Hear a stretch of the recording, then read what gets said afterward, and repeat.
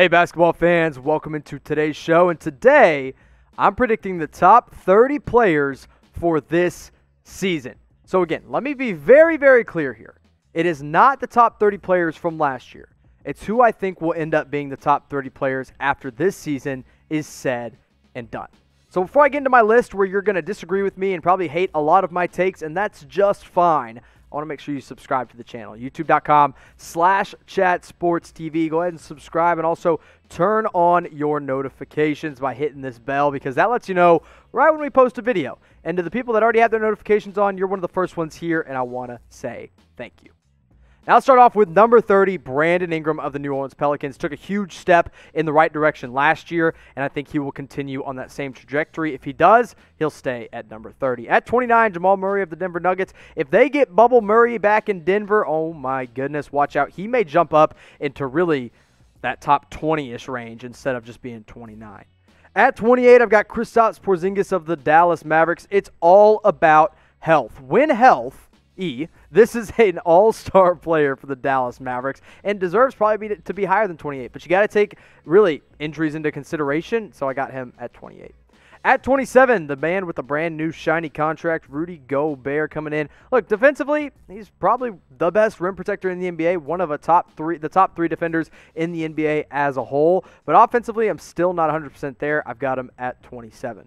At 26, quite the opposite. Everything going right offensively for Trae Young. Defensively, statistically the worst defender in the NBA, and that's just one of the reasons I can't put him a little bit higher right now. Also, I'm not sure where the Hawks are. I think they'll be better than they were last year, but they're not going to be incredible, so I've got them at 26. At 25, I've got Zion Williamson, his second year. He's going to be fully healthy. He looked like a wrecking machine in the preseason, and I think he's going to do the same thing. This guy gets to the rim and finishes at the rim better than a lot of players in the NBA. At 24, I got Pandemic or Playoff P. Listen, playoff Paul George is another story, but regular season Paul George is still very, very good. He just signed a new extension. He's got motivation to get back to the conference finals or get to the conference finals, so I got him in at 24. One spot above him at 23 is Chris Paul of the Phoenix Suns. Look, if we were going to get, or if I was convinced that we were going to get last year's Chris Paul, I'd have him higher. But I'm not 100% convinced that that's going to be the case. I don't think this is going to be Oklahoma City Thunder Chris Paul this year, but I still think he's going to be very, very strong. I got him at 23. At 22, Ben Simmons of the Philadelphia 76ers. Defensively, one of the best defensive players in the NBA. Finishes around the rim well, passes well. Still no sign of a real reliable jumper, so I've got him in there at 22. At 21, maybe higher than most expect, but I think Russell Westbrook is going to have an incredible and efficient year with the Washington Wizards. I'm excited to see what he can do next to Bradley Beal. I have always been a Russell Westbrook hater. This year might be the first year in Russell Westbrook's career that I can actually begin to cheer for him because I'm excited to see what he can do in DC. Which player do you think will be the biggest surprise of the season? We're going to jump back into my top 30 here in just a moment, but I want you guys to let me know in the comment section who's going to be one player that jumps off the board and surprises people during the regular season. Let me know in the comment section. Moving into the top 20 with Karl-Anthony Towns of the Minnesota Timberwolves at 20. This is going to be the best team he's ever played with, and if he can at least get them close enough to sniff the playoffs, that probably justifies a top 20 ranking. At 19, look, he's a weirdo. He's a weirdo, no doubt about that. But I got Kyrie Irving in at 19. He's still one of the most talented point guards, and playing next to Kevin Durant is going to make all the difference in the world. It's just all about, much like Kristaps Porzingis, can he stay healthy? We'll have to wait and see. At 18, my producer Sam doesn't think he deserves this spot, but I'm high on Pascal Siakam going into this year. I think he's going to have to take a huge step forward for Toronto to really be good, and now that they've lost Serge Ibaka and Marc Gasol, and I think he's going to do that. Look, the playoffs and the bubble were a little tough on Siakam, but I think you're going to get a different version of him this year, so that's why he's got a top 20 ranking from me. At 17, Bam Adebayo, one of the best centers on both ends of the floor this year. He's going to take, again, this is another guy that can take a step in the right direction. I've got him in at 17, playing alongside Jimmy Butler, and really, look, he's probably the second best player on a team that made it all the way to the conference finals last year, or the NBA finals, excuse me, and now he's going to look to get back there with Miami. At 16, I got Russell Westbrook's running partner in Bradley Beal. The guy averages 30 points a game, okay? And he's been on some truly bad teams.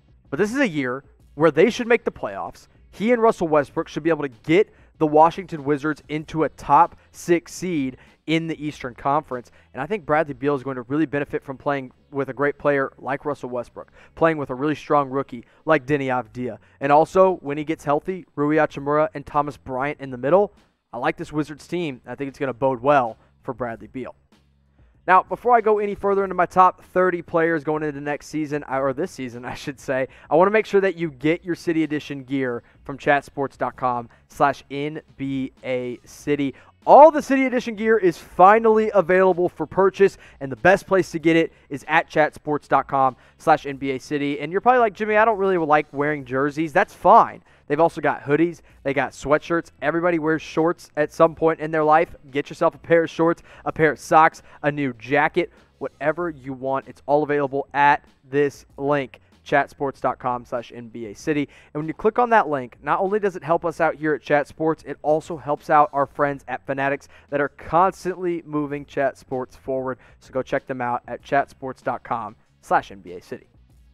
Getting into the top 15, the top half of my top 30 players, Devin Booker in at 15. I mean, this is a guy that is really going to benefit from playing with a true point guard like Chris Paul, because he's never really played with a true point guard outside of Ricky Rubio, and Ricky Rubio was a little bit washed up. Now Devin Booker's got a really good team around him that is expected to make the playoffs, and if Booker performs well, he gets to be a top 15 player.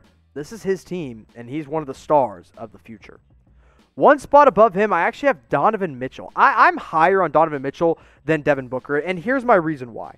Donovan Mitchell's proven floor is higher than Devin Booker's proven floor, but the ceiling on Booker is higher. So these two are very, very close. You really could make them 14A and 14B, but I'm leaning Donovan Mitchell. I've got him in at 14. Joel Embiid coming in at 13, another big man, probably arguably the second best defensive big man behind Rudy Gobert. It's really all about the fit with Ben Simmons. Can Philadelphia, can Doc Rivers, can Joel Embiid figure out how to make that work, and can he be a reliable jump shooter? He's gotten 30% from 3 before. Can he take that to the next level and get to 35%? We'll just have to wait and see. In at number 12, I got Jayson Tatum of the Boston Celtics, one of the proven young stars of the NBA. I think this kind of jump from 15-14 into 13-12 is a pretty significant gap. I'm really high on Jayson Tatum this year. I think he's going to have a great season for the Boston Celtics and be an all-NBA caliber player. In at number 11, the man that carried that team to the NBA Finals, Jimmy Butler, coming in here. This is going to be another year for him to prove that he can carry a team and be the best player on a championship caliber team. Now, maybe, just maybe, James Harden comes to Miami at some point and he doesn't have to be the best player anymore. But as of right now, I got Jimmy Butler in at number 11 because, look, this is his team. He's going to have to prove to me that he can do this 2 years in a row, because we've seen a lot of different styles from Jimmy Butler. We've seen him in Minnesota, where he had to really mentor 2 young guys in Karl-Anthony Towns and Andrew Wiggins. We've seen him in Chicago, where there was nobody else even on that team that could make a difference, and he really didn't have a shot to be a great player. But now he's in Miami, where he is put in a position to succeed. That's why I have him just outside my top 10 at number 11. Now, before we get into my top 10, maybe you've already seen your favorite player on this list, or maybe you haven't seen him yet, or maybe you don't think you'll see him at all. Who is your favorite player in the NBA today? Let me know in the comment section, and then I'll tell you mine and respond when you respond in the comments.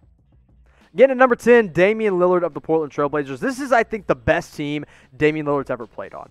You just added Derrick Jones Jr. You went out and you added Robert Covington. You have a healthy Yusuf Nurkic, CJ McCollum. There is no excuse for Portland not to be a top 5 seed in the Western Conference this year. Maybe top 6 behind teams like Denver, Utah, and Dallas in at 3, 4, and 5. But look, Lillard is always going to be a guy that puts up good numbers. It's just all about how successful his team is. And if they're good enough, I think top 10 is a solid ranking. In at number 9, the man that knows all the drama in the world, James Harden. Look, the drama sucks, and I hate it, and I'm tired of dealing with it. I'm tired of covering it. But at the end of the day, Harden's still an elite player. I mean, he still averaged 34 points per game. And that attitude is going to have a negative effect on his team. In fact, it might even drop him out of the playoffs if he stays in Houston. But as of right now, when it comes to talent, there's no argument. James Harden is number 9.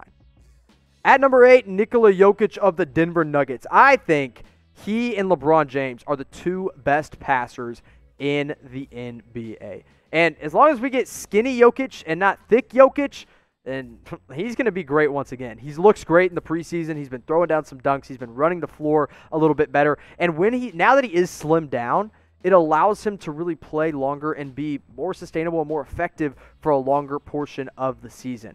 I love watching Nikola Jokic play. One of the most unique players today in the NBA. I've got him in at number 8.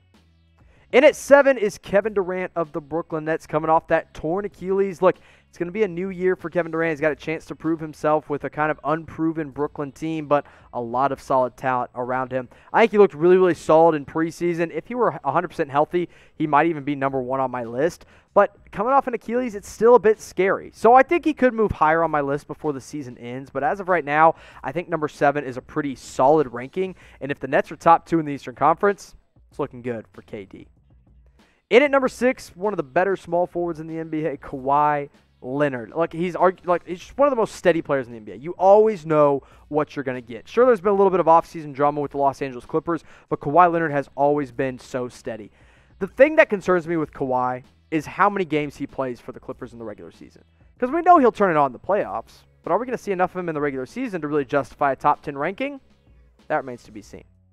Now, maybe you hate my takes so far. Maybe you love my top 30 ranking. Whatever you feel about it, follow me on Twitter at Jimmy_Crowther, where you can get all my NBA takes all the time. Or, hey, maybe you're mad about somebody on this list. Fine.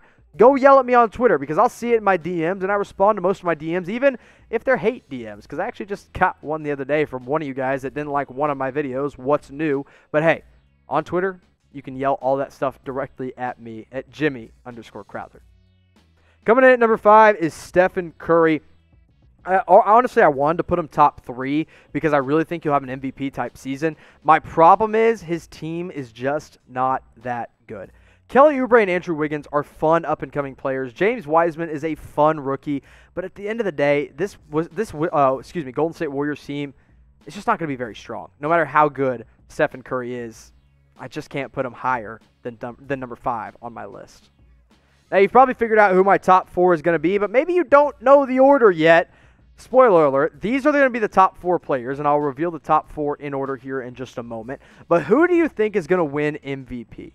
Giannis Antetokounmpo, Luka Doncic, Anthony Davis, or LeBron James? They're all top 4 in some order, and just because someone's number 1 doesn't mean he's going to be the MVP. It's just, I think he's probably the best player in this class, or really of the season. So let me know in the comment section, who's the most likely to win MVP? Coming in at number 4, it's Luka Doncic of the Dallas Mavericks. I think he's expected to take the next step up. I expect him to take the next step up and really be an elite player once again, and a top 4 player at that. The only question mark anybody ever has with Luka, I guess there's 2. Number 1, can he shoot the ball more efficiently? And number 2, can he defend at a higher level? If he does both of those things, he's probably the best player in the NBA. But as of right now, those are the only things holding him back from being a little higher than number 4. At number 3, might be a little bit controversial, but I got LeBron James, who I think will take a bit of a step back this year for the Los Angeles Lakers. Not because he's going to get worse, not because he's getting old, not because there's injuries, none of that stuff. It's because I think he will voluntarily take a step back. Not a James Harden step back, but just a step back in his play so that Anthony Davis can take the next step up. LeBron, look, we could ask this every year. Will he regress? The answer, probably not. I think he'll just take the step back and let AD run the show. And his counterpart, Anthony Davis, that's who I got in at number 2. I think he's the best defender in the NBA. I think he should have won Defensive Player of the Year, and he's also taking jump shots with confidence. Look, AD has had a few injuries here and there that have held him out for like weeks at a time or maybe 1 week at a time here and there. That's his biggest drawback, and also, can he create his own shot on a consistent basis? And I think he will be able to continue to do that this year for the Lakers, which I believe will make him a top 2 player in the NBA. And so you know who that means is in at number 1, the Greek Freak, the 2-time MVP, Giannis Antetokounmpo. The only question mark anybody ever has with him is does he have a reliable jump shot? Honestly, it doesn't really matter because he's Shaq-like around the rim and finishes 90% of the shots that he takes around there. Now, I don't think he will win MVP, because I think there's a bit of voter fatigue. A 2-time MVP, probably not going to win it 3 years in a row, although he's going to be just good enough to win it once again. Now, you've seen the whole list. You saw me go 30 all the way up to number 1. So who am I too high on and who am I too low on? Let me know in the comment section. You can spew out all the hate, or maybe you loved my rankings. Just let me know about it in the comment section or on Twitter at Jimmy_Crowther.